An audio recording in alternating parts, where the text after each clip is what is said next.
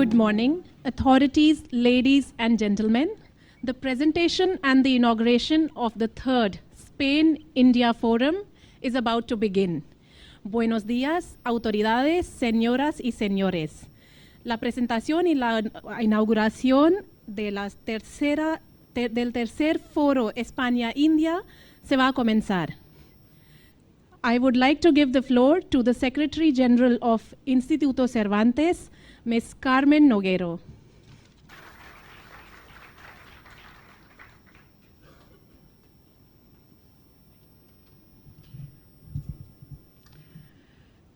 Dear Ambassador of Spain in India, dear Ambassador of India in Spain, Secretary of the Ministry of External Affairs of India, Director Generals, authorities, members of the Spain-India Council Foundation. It is a great pleasure to welcome the delegates of the third Spain-Indian Forum. Thanks to the Spain-India Council Foundation and the Observatorio Research Foundation, along with collaborating institutions, for organizing this meeting here in Delhi. The forum envisages Spain and India as global partners that look at capacity building and increased cooperation as a means to foster stronger ties between our countries. Moreover, it will be an honor to launch the Spain-India Observatory, a much-needed venture, since the best way of improving our relations begins by increasing our mutual knowledge. Language and culture not only serve as ways of connecting and finding common ground, but also have a significant economic impact. As this forum takes this approach, I would like to expand briefly on it. In recent decades, numerous studies have assessed and evaluated the economic value of the Spanish language. Spanish is spoken as a mother tongue by almost 500 million people, and is the official language in 21 countries. In addition to this, it is difficult to overestimate the impact of the increasing number of Spanish speakers in the United States, which is expected to become the second largest country in terms of native speakers by 2060 after Mexico. There is an economic sector directly related to language and culture. Cultural industries such as books, music, cinema, and with incredible growth, TV series and video games. The economy of teaching of Spanish is also increasing in importance through teaching, certification, students' mobility, and tourism related to language. The recent developments in artificial intelligence are largely related to language classification, language translation, text generation, conversation. Each of these activities on its own presents compelling technological and economical opportunities. And there is also an intangible value that comes with the purchasing power of the Spanish-speaking community, calculated in 9% of the world GDP. India knows this, and that is why the Spanish language has become a much sought-after language in India. The Instituto Cervantes in New Delhi is a witness to this growing interest for Spanish in India. Inaugurated in 2009, this center is the one with the highest number of students in the world, with more than 4,000 enrollments every year. Spanish has gone from being an almost unknown language in India to be a preferred one. Spanish is still the third foreign language in India behind French and German, but it could be the first one with a proper planning and incentives. Schools are telling us that demand for Spanish exceeds that of German and French, but that non-availability of teachers is a permanent hindrance. Spanish institutions can further the expansion of Spanish in India.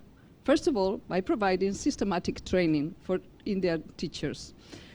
Now that India has understood the importance of Spanish, it is time for us to help them to establish a good pool of teachers. The benefits of knowing Spanish will spill over all the areas in capacity building, research projects, joint exchanges programs, and in better business in general. That is why this meeting today is so relevant. The coming together of different Spanish institutions, along with their Indian counterparts, is crucial to enhancing capacity building and to facilitate the flow of mutual knowledge. I must also say that it's not just a dialogue between India and Spain. Europe and Latin America are also active players in this forum. And here, from the Instituto Cervantes, we would like to remind that our shared language with Latin America makes us equal citizens of a Hispanosphere. It is then with a sense of responsibility that I welcome you to this unique opportunity to shape the course of our relations in the coming years. Thanks again to Spain-Indian Council Foundation, the ORFF, and all collaborators who made this possible. Thank you.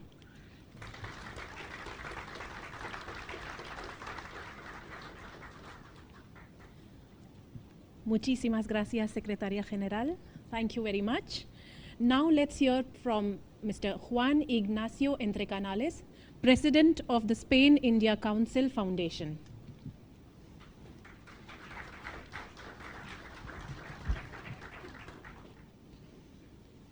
Good morning, Secretary West, dear Ambassador Verma, Ambassador of Spain, Ambassador of India, Director General for North America, Eastern Europe, Asia, and the Pacific, dear Javier, President for the Studies of Foreign Policy of the Observatory Research Foundation, dear Professor Pant, Secretary General of Instituto Cervantes, dear Carmen, Excellencies, dear friends, I'm delighted to be here today for the inauguration of the third edition of the Spain-Indian Forum, taking place in India for the first time.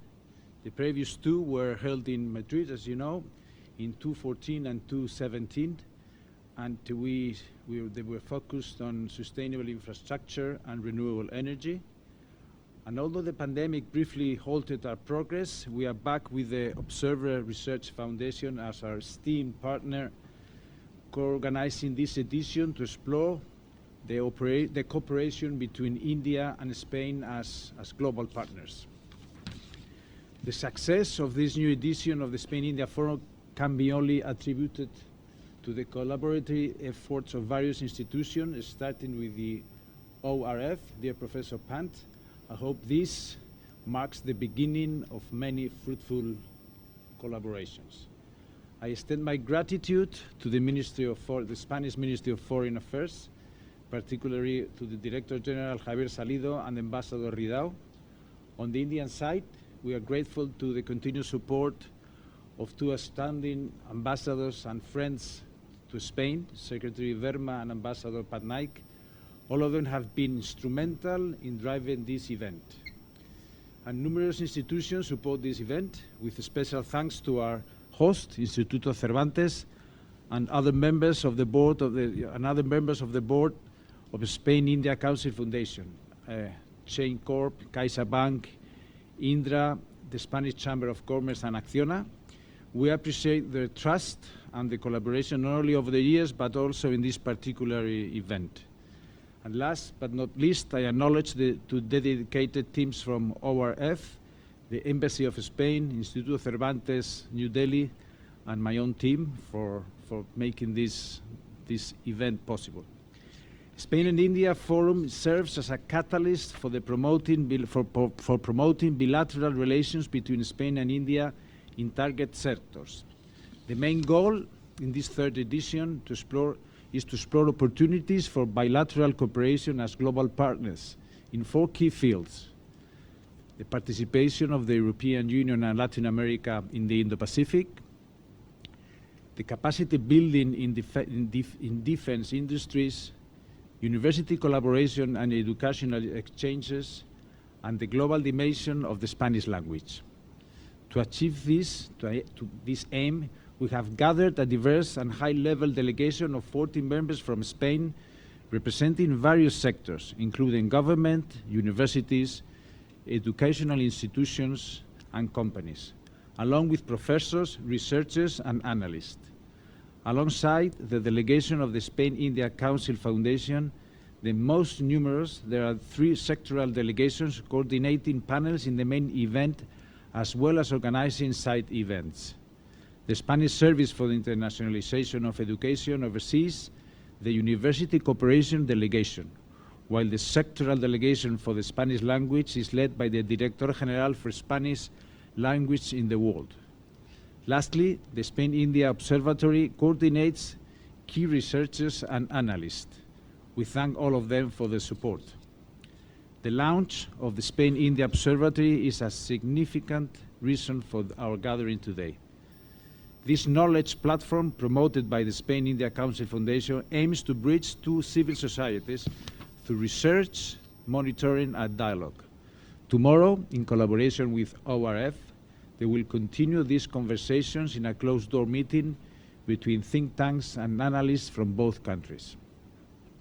Let me end my intervention by sharing some reflections with this wonderful audience we have gathered today. Spain and India have already demonstrated successful partnerships in many sectors where innovation is involved, including defense industries, renewable energy, food processing, and automotive components. Numerous untapped opportunities exist, especially in fields like university cooperation, infrastructure, water, or urban development. Our aligned visions for achieving inclusive growth and complementarities in our global engagement, our successful collaboration in capacity building, and a relationship free of irritants make us natural partners on the global stage for engaging in the long term. Thank you very much.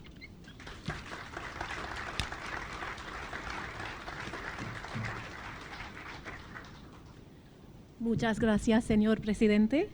I would now like to invite Professor Harsh V. Pant, Vice President for Studies and Foreign Policy of the Observer Research Foundation.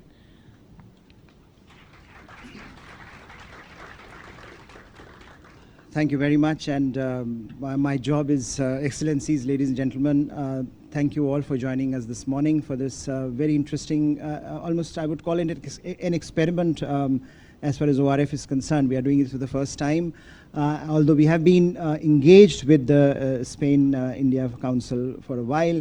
This is for the first time we are trying to bring all the stakeholders together in India, both here and as part of our conversation tomorrow, which will be a closed-door conversation between the experts on both sides, to explore various dimensions of this partnership, both India and Spain, India-Europe, and also adding a dash of Latin America to the conversation. So I think if you look at just the way this conversation has expanded from the first two editions of this forum in 2014 and 2017, when we were talking of development, infrastructure, renewable energy, etc. This is quite an ambitious, this time it's a quite an ambitious undertaking, where we want to talk about Indo-Pacific, we want to talk about defense collaboration, apart from bringing the universities, institutions, as well as other stakeholders as part of this very important dialogue. So thank you on behalf of Observer Research Foundation. Let me add my thanks to the Spain-India Council Foundation for working with us on this and for ensuring that as we go forward, as we take this dialogue forward, there are various stakeholders from different dimensions who are added to this conversation. And as we look forward to achieving or articulating some very concrete objectives out of what we do today and tomorrow, we hope that the both Spain-India Council Foundation and ORF can work together to chart out an ambitious agenda, not only for India-Spain relationship, but also for broader India-Europe relationship, which I think in which this relationship is embedded. I would just briefly add thanks to everyone involved who has been part of this journey since the time we started conceptualizing this to its fruition today and tomorrow, to my team at ORF and to the Spain-India Council Foundation, to Michael and Cristobal, who were instrumental in bringing us together here this morning. As we take this conversation to closed doors tomorrow, we hope that many of you will be able to join us. There is a very strong delegation that is traveling to India this year, and we hope we can reciprocate next year and thereafter as this dialogue continues and we do not lose sight of each other. So thank you very much once again.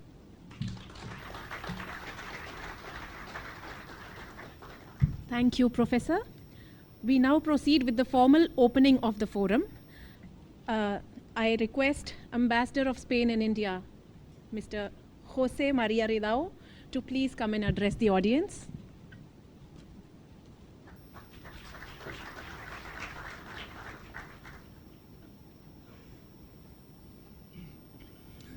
Good morning and welcome everyone. I add my words of thanks to all the institutions which have organized this event, this meeting. It's a very important meeting for us because we always say that it's very easy to work with India, but it's easier if we have friends as Secretary West Verma, as Ambassador Dinesh Patnaik, and friends as ORF working with us. As you know, Spain has two different interests. One in Europe, we are member of the European Union, and we have here some colleagues from the embassies of the European Union. We thank a lot of them for being here. But we have also the other foot in another continent, which is Latin America, and I thank also our Latin American friends to be here. So my role this morning is only to introduce you Sanjay Verma, not as a public figure in India, because it's very well known, is to introduce him as a friend, as a person engaged with Spanish-India relations. Since the very beginning, we receive all the support from Sanjay Verma. We continue to receive all the support from them, and it's a great honor for us to have him here to inaugurate, to give the initial remarks to this meeting, which for us is very important one, because we try to build our relation not only in the top level, but also in the grassroots level with universities, companies, students, specialists in this kind of relations. So thank you very much, Secretary West, dear Sanjay, for coming with us this morning, and thank you, Ambassador Patnaik, for doing this long trip to Spain. It's only a geographical distance, because in our heads we are very, very close to each other. Thank you very much.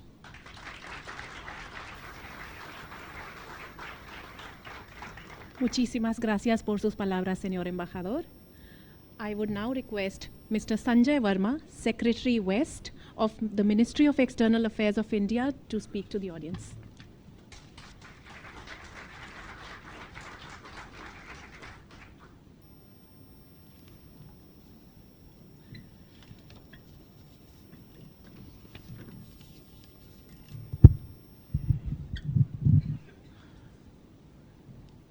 Several of you would have got the sense that we are here today to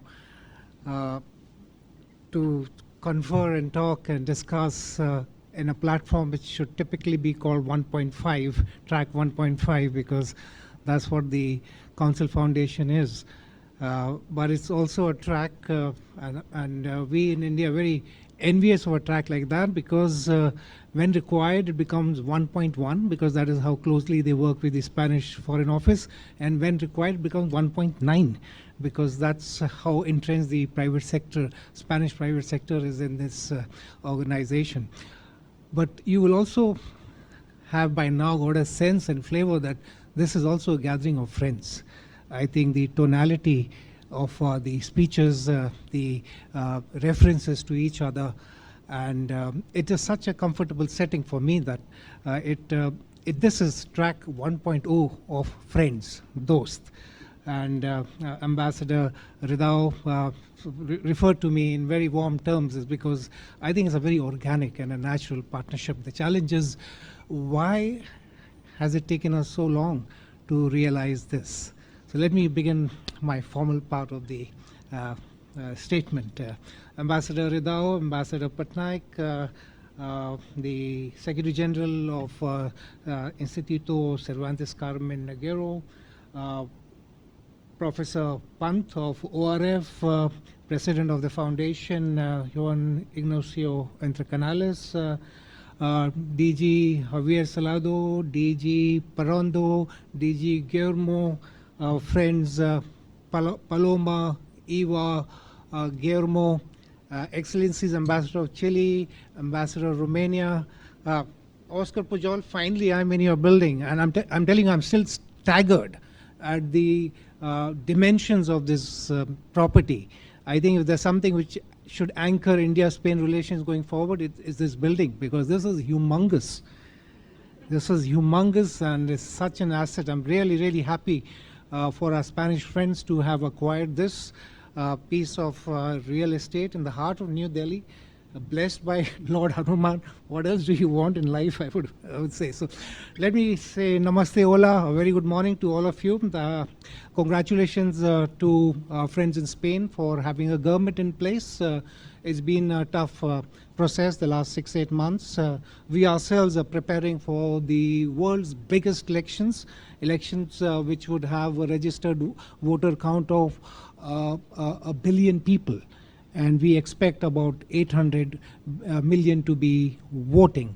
While that is happening, we've also concluded a G20 presidency, the SCO presidency, and the calendar is busy. I mean, today we have the India-Nordic Baltic Business Conclave. After this, we have TTC consultations, we have the G20 summit in the evening.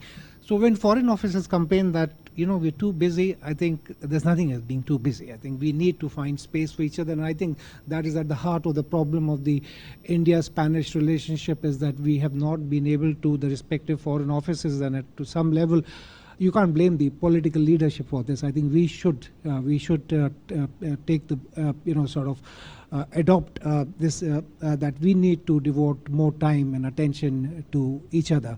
And we begin from a very significant base. I think $8 billion of trade, 280 Spanish companies in India, investments going up to $3-4 billion, a lot of traffic, but the potential is underwhelming, I think, in the sense of being achieved.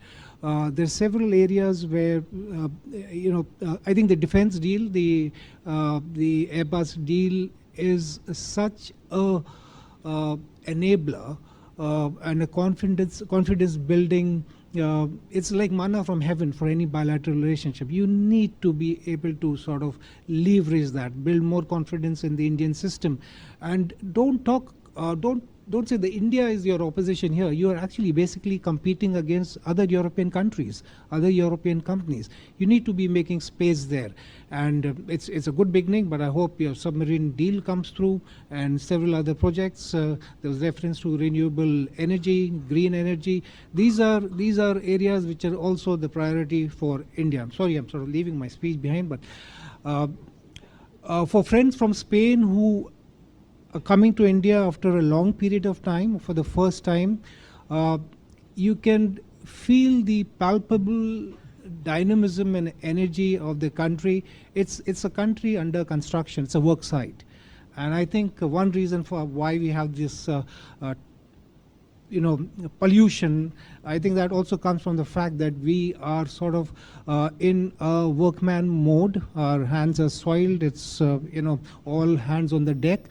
We are rebuilding the country, and it's not just infrastructure. It is essentially taking the country from unorganized, informal existence, largely economic, to the formal and organized. The tax structure, the financial system, the energy transition, new international partnerships, relationships with the EU, the US, with Africa. The energy and the outcomes of the G20 presidency speak for themselves. One, we can possibly take credit and share the credit with our friends in EU, with Spain, that we brought the G20 process back to the first principles of why it was intended. We didn't allow, it is a challenge that while you have Ukraine, you have Gaza, etc., there are institutions which are not actually designed to deal with those conflicts. There are other mechanisms, etc. But in G20, during our presidency, we brought it back. We achieved significant gains in climate financing, in women empowerment, in digital public infrastructure. I think some of the outcome documents coming out of these ministerial meetings, we are setting the course, I wouldn't say agenda to that effect, but we are pointing the world to a direction where we can together work for mutual advantage. The Global South was a huge item on the menu of the G20, and I think thanks to support from all our friends, we got the African Union as a permanent member. And this is the first time in history that you have seen a redistribution of privilege and power in an international setup without a war. I mean, you know, it took us so many decades and years to get the Africans onto the high table. So this is just by your suggestion. You know, the energy in India, I mean, it's almost a $4 trillion economy. Our trade in goods and services last year was $1.67 trillion. We are adding more highways or have added in the last 8 months than in the previous 65 years.